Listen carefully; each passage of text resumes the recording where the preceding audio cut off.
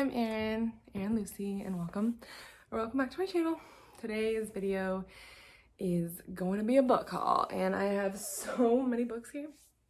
It's outrageous. I literally was thinking about doing a 2023 goals video and talking about how I really need to buy less books and read more of what I have. I will say a lot of these I did get for Christmas, so I'm going to start with those. I'm gonna start with like the older ones. I did get a few myself also, like way back in maybe early December.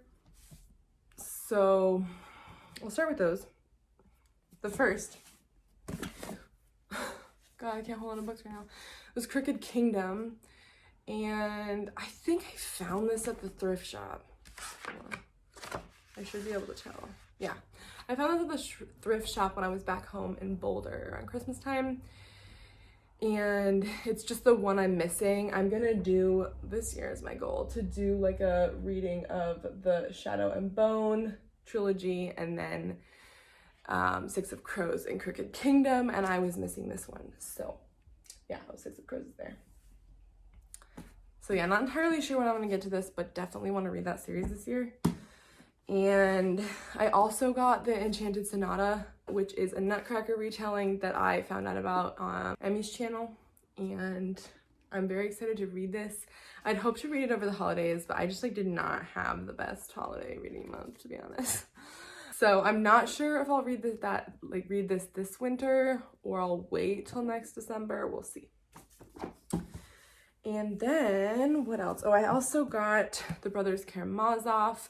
So I mentioned in my January wrap up that I'm trying to read more classics, and I have a few on the docket for this year. War and Peace I'm currently reading. The next is going to be Brothers Karamazov, and I am just kind of going along with this like hardcore literature book club. Ben McEvoy, I think, on YouTube, and it's just really helpful for me to have someone talking through things, especially when it's like really dense literature. So I picked up this one. This is gonna be I think my next one after War and Peace. Okay, I'm gonna share all the ones now that I got for Christmas, and there are quite a lot of them. I'll start with my book club. There are 4 of us in a book club, and we do like mostly fantasy romance. And we did like a Secret Santa gift exchange thing. And mine got me House of Salt and Sorrows by Erin Craig. So we all had like wish lists, and this was on there, but I honestly totally forgot about it.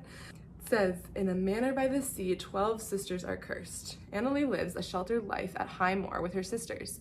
Once there were 12, but loneliness fills the grand halls. Now that 4 of the girls' lives have been cut short, each death more tragic than the last. Disturbed by a series of ghostly visions, Leigh becomes increasingly suspicious that her sisters' deaths were no accidents. Their girls have been sneaking out every night to attend glittering balls, dancing until dawn in silk gowns and shimmering slippers. And Leigh isn't sure whether to try to stop them or to join their forbidden trysts.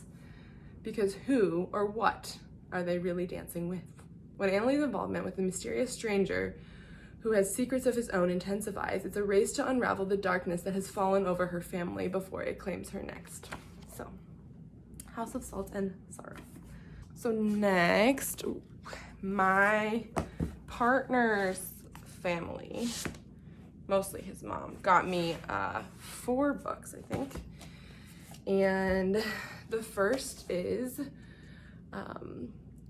the Feminist Manifesto, which is funny. I've actually gotten this for someone else for a gift before, which is funny. But Chimamanda Ngozi Adichie is one of my favorite authors, Americana. One of my favorite books of all time. So love having this, and I'm very excited to read it. It's nice and short, but I'm sure it'll be amazing because I love her writing. And next is Number the Stars by Lowry, which is like middle grade. And I used to love Lewis Lowry as a kid. I was such a big fan of The Giver, and Gathering Blue was like one of my favorite books. So this is really exciting. I've actually never read this one too, so definitely very excited about that. And hold on, it's so cute. It's signed. So she came and like gave a talk at the school that my partner's mom works at. So, and then next is The Woman with the Blue Star. I actually know nothing about this, and there's nothing printed on the back. Oh yeah, there's a flap. From the New York Times bestselling author of The Lost Girls of Paris comes a riveting tale of unfathomable sacrifice and unlikely friendship during World War II. So it's 1942. So I won't go into it more, but there's that. And then the reading list was the other one. I've never heard of this either. Widower Mukherjee lives a quiet life in West London where he shops every Wednesday, goes to temple, and worries about his granddaughter Priya, who hides in her room all day reading. Alicia is a bright but anxious teenager working at a local library when she discovers a forgotten slip of paper in the back of To Kill a Mockingbird. It contains a list of novels she's never heard of before. Intrigued, she decides to read every book on the list. As each story gives up its magic, the book transports Alicia away from the painful realities she's facing at home. Widower Mukherjee lives a quiet life in London.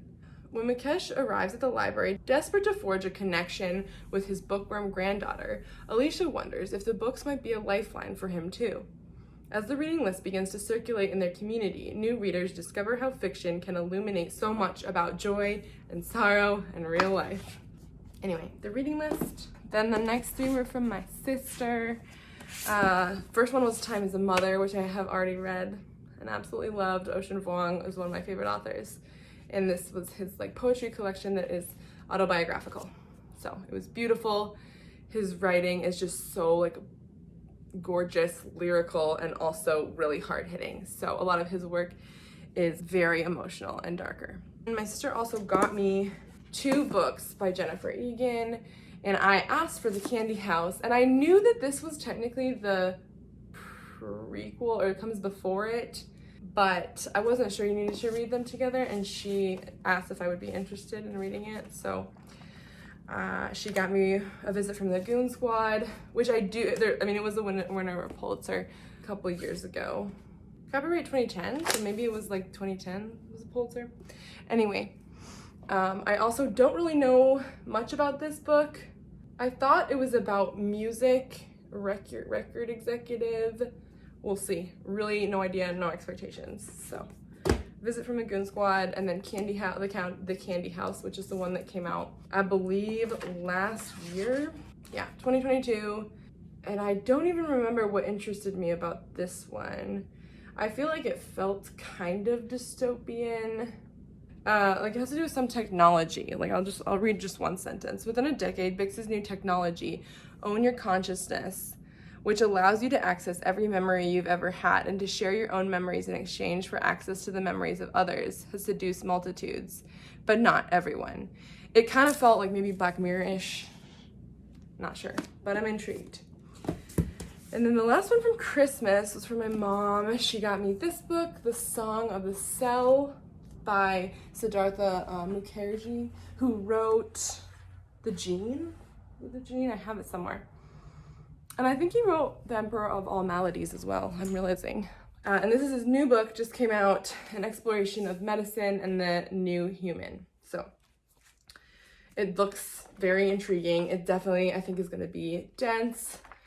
I'm hoping to also read this at some point this year, but it's going to be over the course of a while. So yes, Song of the Cell. So many books. Okay, I guess I'll go with this one next, and that is Stolen Heir by Holly Black. And this is the next novel in the Elfame world, Cruel Prince world. Different characters, I believe, but takes place in the same world. And I did really like that trilogy, so I'm very excited to read this. Don't really know much about this. I believe it has to do with the of Elfame and the Child Queen of the Court of Teeth. So, all right, I will share 2 book of the month books that I got. I ended up pausing my subscription for now, but because I just have so many books and I need to actually read them. But I did have credits, so I got What Lies in the Woods. And this is supposed to be a mystery, I think, where I think some girl was killed and a serial killer was arrested years ago, and then after decades pass, and there's these friends who were kind of involved or there at the time who our guests are like starting to second guess and go back and figure out what actually happened, I believe. So, nice old mystery. And then As Long as the Lemon Trees Grow, which I saw this as one of them months ago, whenever it first came out, but it was only after I saw the hype. I feel like a couple people read it and just loved it, so I was very intrigued by this. I think it has to do with Syria. This is my land, and just like the lemon trees that have been growing here for centuries, spilled blood won't stop us. So that's just like the first little sentence. I won't go through the whole thing, but I'm very intrigued. So I think it'll be really good. So next I have the Tea Dragon Society series. I ended up getting all 3. I bought 2 from like our local bookshop in Salt Lake called the Legendarium, which is so cute. It's a fantasy sci-fi bookshop. They are adorable. Everyone there is so into books. It was just like the best experience. But I got really into the Tea Dragon Society. I read the first one and I'm about halfway through the second one right now. So it's just so wholesome and cute. It's all about like these little tea dragons and their caretakers and like these like wholesome adventures and history and stuff that happens. So it's very cute. So next I bought 3 of the books that we're going to be reading for our book club, like our fantasy book club. The first is what we're reading this month, so I am a decent way through this one, and it is Can't Spell Treason Without T by Rebecca Thorne. This is like a cozy fantasy romance, very similar to Legends and Lattes.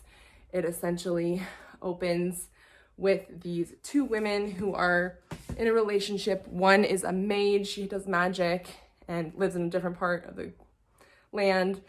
And one is a guard for the queen who finally decides that she wants to like escape and leave. So they leave together to go open this like bookshop and tea store. Very cute, very Legends and Lattes vibes. So then we have The Serpent and the Wings of Night, which I've seen quite a bit on Book Talk. I think it has to do with vampires. Yeah, I'm assuming some sort of vampire romance. So it's by Carissa Broadbent, who also wrote Daughter of No Worlds. And I can't remember actually when we're reading this. I don't think it's till like May, but there's gonna be that too. And then the other one for book club I got is How to Be Eaten, which I chose. This was one of my picks, and it's also not gonna be read, I think, until summer. But this one is about this like modern or like classic fairy tale characters in this like support group for women with trauma.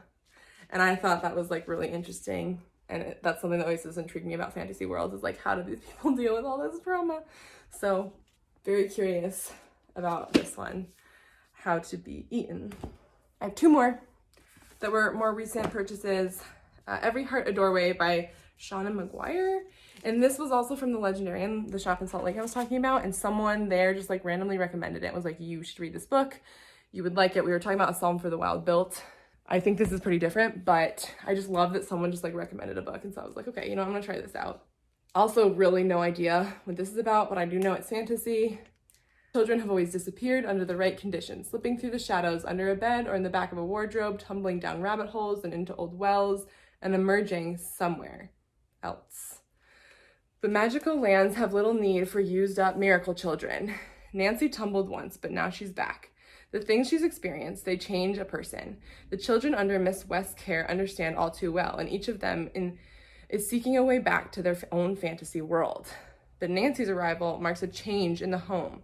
There's a darkness just around each corner, and when tragedy strikes, it's up to Nancy and her newfound schoolmates to get to the heart of things, no matter the cost. So, yes, it's pretty short. I think it's definitely under 200 pages. And yeah, it was recommended by a random stranger at this bookstore. And the final book is This Is How You Lose a Time War. I've seen this book around for a really long time and always kind of had it in the back of my mind, on my radar. And then one of my friends read it and he loved it and highly recommended it. So I got this last time we were at the bookstore. And this one, I'll read the back of as well. In the ashes of a dying world, Red finds a letter marked burn before reading. So begins an unlikely correspondence between two rival agents in a war that stretches through the vast regions of time and space. Red belongs to the agency, a post-singularity technotopia. Blue belongs to Garden, a single vast consciousness embedded in all organic matter. Their pasts are bloody and their futures mutually exclusive. They have nothing in common, save that they're the best and they're alone. Now what began as a battlefield boast grows into a dangerous game. One both red and blue are determined to win, because winning's what you do in war, isn't it? A tour de force collaboration from two powerhouse writers that spans the whole of space and time. Just sounds so up my alley. Time, space, love it. So I feel like I'm gonna really like this one. Yeah. So this is how you lose the time war. And that is about it. I feel like I've rushed through a couple things. I had a couple other books from my Austin trip, just 2 others, but I think I shared them in that video, so I don't usually talk about them if I share them in vlogs. I will just mention one was Convenience Store Woman and the other was Murakami. It was like the pinball, Murakami's first book. So just a quick mention of those. Anyway, thanks for watching this really long book haul. I'm hoping to do less just because I'm hoping to buy less books this year. We'll see how that goes. But yeah, I hope you're having a great day and I will see you later. Bye.